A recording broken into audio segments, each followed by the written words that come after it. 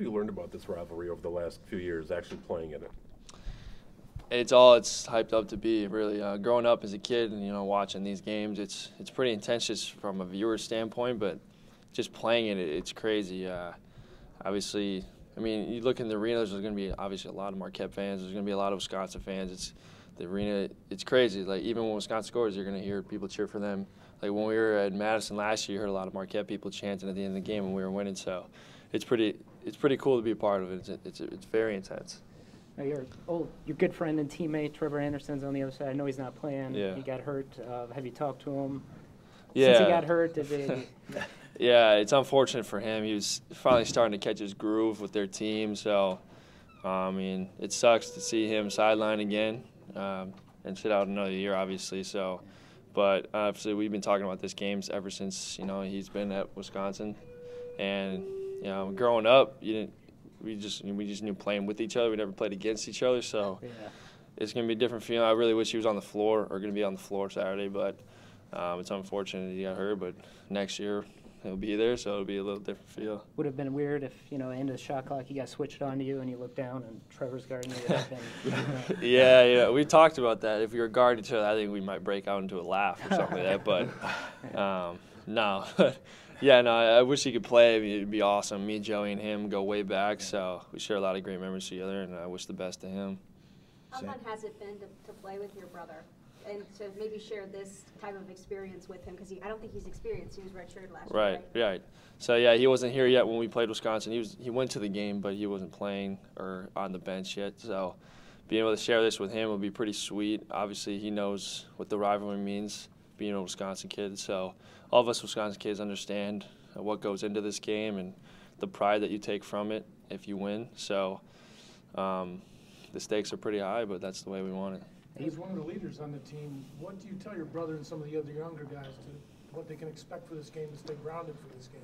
Right, obviously emotions are going to be running high just because of the packed stadium and obviously the game in Wisconsin. So you got to just kind of channel your emotions in, keep control them. You can't get too high or too low. You just kind of stay steady Eddie. And, things might not always go our way, but you just got to keep pushing and stick to the game plan. You played a lot as a freshman. You know how head-spinning it can be at times. Are you surprised at how comfortable Joey looks so early in his first season? For viewers, it's probably surprising to them, but for me, I've seen that growing up, so I'm not very surprised at all. I figured there'd be a little adjustment period here and there, which, there has been. It hasn't been noticeable, but there has been. But, yeah, he's been playing well, and I think having me around helps him play more comfortable and with ease, and he doesn't put too much pressure on himself. Sam, what about you guys, just your shooting ability? That's just something you guys had? Was that from the driveway? Was that from where does that go back? You guys don't miss free throws normally. You're good shooters. Right? Yeah, it goes way back to our dad. He brought us at an early age. He was a high school coach. We were always in the gym with him, and he kind of brought us up with the shooting, and he had us in the gym all the time working at it. So I have to credit our dad with that one. You give it to him. Yeah. Can't teach 6'8", though. No, he can't. I'm sure my dad wishes he had a little bit more height to him, but yeah, exactly. What will Saturday's game come down to? I think it's going to come down to the defensive end, getting stops when they're needed. If they go on a run, we go on a run, obviously, you got to end the run somehow, and that's getting stops. I think if we play good enough defense, our offense is going to come, and hopefully we end up on top. But your fourth and final game against Wisconsin, what are you kind of expecting the atmosphere to be at the new arena? Definitely a sellout. I think they already announced that. And then just a really good game. It's one of the best college basketball rivalries. We've gone back and forth the past few years. We both have good teams, and I think both teams are looking to get a win. So I think it's going to be a great game and a great atmosphere. You did pretty good last year against Ethan Happ. What does the team need to do this year to stop him? I think similar to last year, he's the best big man in the country, so you definitely have to game plan for him, and it's not just a one guy guarding him. It's our whole team is going to have to step up, guard him, and he's going to have to be playing against all five of us. He's so crafty with the ball and with his footwork and everything. And, you guys have ran into a little foul trouble this year. Is that kind of the key? I mean, how do you guard him without fouling? You just got to show your hands. He's really crafty, like you said.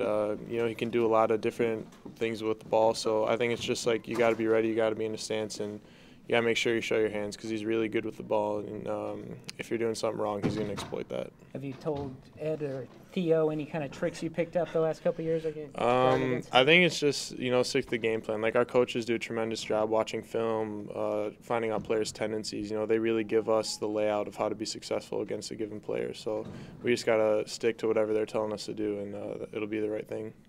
And how do you see your team progressing? It seems like it's coming along.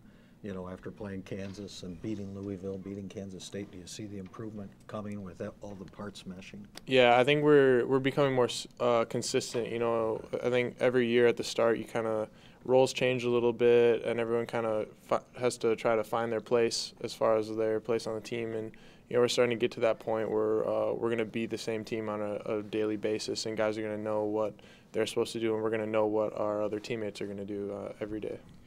Defensively, by any metrics, you guys are much more improved this year. As a guy that's been here 4 seasons, how do you see it's kind of changed or evolved this year as opposed to previous seasons? Yeah, I think it's something that coach has been stressing for a number of years, and this year I think it's gotten to the point where we just really understand that we want to be a good defensive team, and all the stuff coaches have been doing to lay the groundwork for that is starting to pay off, and it's starting to show up in our games in the box score. How about the way you're protecting the paint? Coach just said, hey, he liked how the big men are, protecting the basket a little better. And with Theo, Ed, yourself, has that been a real focus in practice? Yeah, with the NCAA rule change, I think it was last year, the verticality rule is something that they've really stressed. So if you have athletic guys like Theo and Ed and myself just being able to stay vertical, it makes it really easy for big guys, just jump and keep your hands up. And if you can do that, the rest probably aren't going to call a foul on you. Are you going to have a big crowd from family and friends coming to see your last final game against Wisconsin? Yeah, well, I had to turn some of my family members down because I had so many people asking, but that's just how it goes sometimes. How'd that conversation go? They understood. Yeah, I think I'll see the reciprocation of that on Christmas. Both teams have a lot of Wisconsin ties, other rivalries like we're talking about Duke and North Carolina with Coach. Does it have, for the Wisconsin guys on both teams, a little more spice to it? I think so. I know Trevor Anderson, who plays for Wisconsin, was high school teammates with the Hausers, so, they have a strong bond there. And I think it just kind of adds to a little bit, who wants to go home at Christmas saying that they were the one who won. So I think definitely for the Wisconsin guys, there's a little more gravity to it, especially because we've been around and we've seen so many of the great matchups of past games. Is there a moment between your 4 games, or 3 games, 4 to come? Is there a moment where you think back and you're like, man, that was a really good moment, a really good game that we played, just to kind of I think there's moments from every game, the wins and the losses. It's always a great game when you play Wisconsin. It's a game I know both teams look forward to, and just something that every game, I'll always remember these games for sure.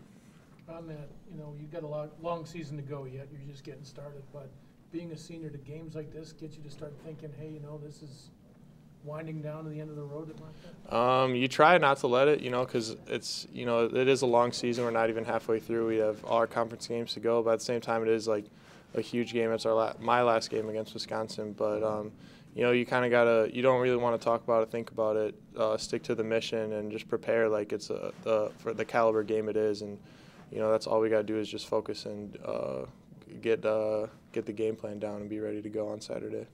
Obviously, they have an unbelievable starting point with Ethan Happ, who is got to be one of the front runners for National Player of the Year. He's a tremendously unique player, and he raises the level of the guys around him. And the guys around him this year are raising his level too. The addition of a healthy Trice, who's shooting lights out from behind the three-point line, has been huge for their team, as is the growth and maturity of the rest of their players. Is it a matter of being disciplined when guarding a guy like Happ? He's got a lot of tricks, obviously. Yeah, discipline's one of the words you need, and you need guys who are relentlessly competitive, who are smart, who are working together. Happ is not a guy that you can just say you got him and have at it. You know, it's not that you double him, but you can't be on an island when you're guarding him. Coach Morrow's really been playing better lately too. Speaking of guys who might have to guard half, but and Theo, what do you see with the big men? Are they progressing the way you want? Yeah, I mean, I think one of the reasons we've been a better defensive team is because we're really protecting the basket well, and I think everybody's responsible for that, but certainly Theo and Ed have played a large role in that. They're going to have their hands full with Ethan Happ, and early in the season we've played against some outstanding big guys. However, none of them have the unique game that Happ does, so it presents some unusual challenges. But, you know, look, if you're a competitor, these are the things that you want to test yourself against. So hopefully we'll be ready. Is it something you tell Marcus, hey, don't try to do too much in this game, or is there something you have to speak with him before? Yeah, because obviously a lot of focus will be on him as well. Yeah, you know, I think with Marcus, it's just a matter of making the right decision. And, you know, it's not, we don't expect him to have 45 like he did at Kansas State. I mean, sure it would be nice. I wouldn't turn it down. But the reality is Marcus has improved a great deal with his decision-making. He has to take what the game presents it and make sure he's making the right decision based on what the game presents. How happy have you been with his development? Because last year he was almost like a salt and pepper with him and Andrew, and you never know how guys are going to react when their second half departs. But how happy have you been with how Marcus has taken on and been able to be a solo star, per se? Yeah, I mean, Marcus is a terrific player, and you know, each year he's gotten better, and he's shown great growth this year. We're a very different team than we were last year, and so Marcus has assumed more responsibility and an even bigger role, which is hard to believe given his role last year. But he's handled it very well, and he just needs to continue to grow in that area. And, you know, he also needs to understand it's not a one-man band. You know, I wouldn't say we're one star. I think we have a lot of really good players. And on any given night, those guys can be stars. Coach, anything about this rivalry remind you of the days you played against Carolina back in the ACC? It's, you know, having been a part of great rivalries since really the beginning of my college basketball experience, this is an incredible rivalry. What makes it unique, you know, and different from the Duke-Carolina rivalry is you only get to play one time, you know, most likely.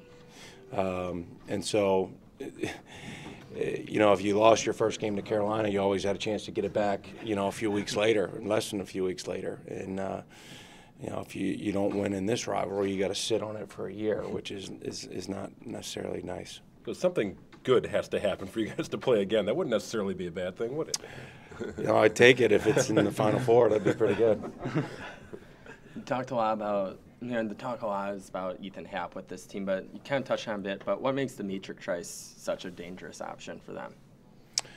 Well, he's a really good all-around basketball player. He's a very good decision maker.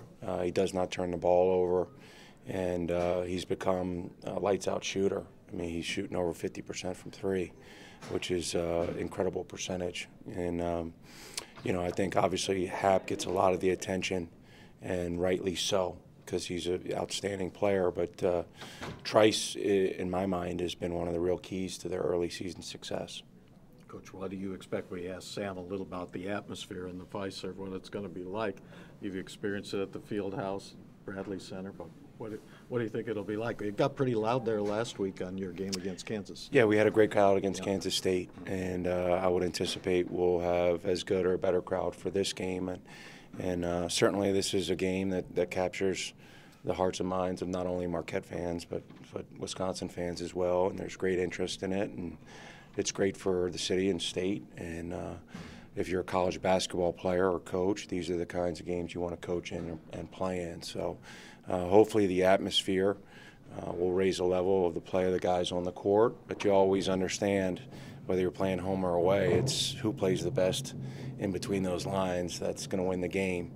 So Do you think the guys have maybe just a little extra motivation there with the pride of they obviously don't want to lose to Wisconsin, but they don't want Wisconsin to be the first team to beat them in their new home as well?